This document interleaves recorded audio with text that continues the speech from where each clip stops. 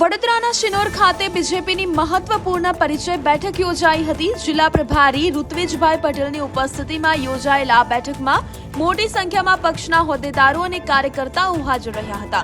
સ્થાનિક સ્વરાજ્યની આવનારી ચૂંટણીને ધ્યાનમાં રાખીને ભારતીય જનતા પાર્ટી દ્વારા સમગ્ર રાજ્યમાં જિલ્લા પ્રભારીઓની નિમણૂક કરવામાં આવી છે।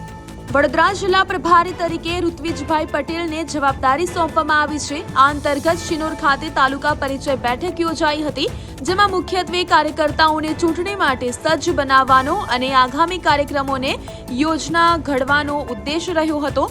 બેઠકમાં વડોદરા જિલ્લાની તમામ બેઠકો જીતવા માટેની વ્યૂહરચના પર પણ ચર્ચા કરવામાં આવી હતી। પહેલા તો અચાનક નથી, પૂર્વ નિર્ધારિત મારો પ્રવાસ તમામ મંડળોમાં ચાલી રહ્યો છે।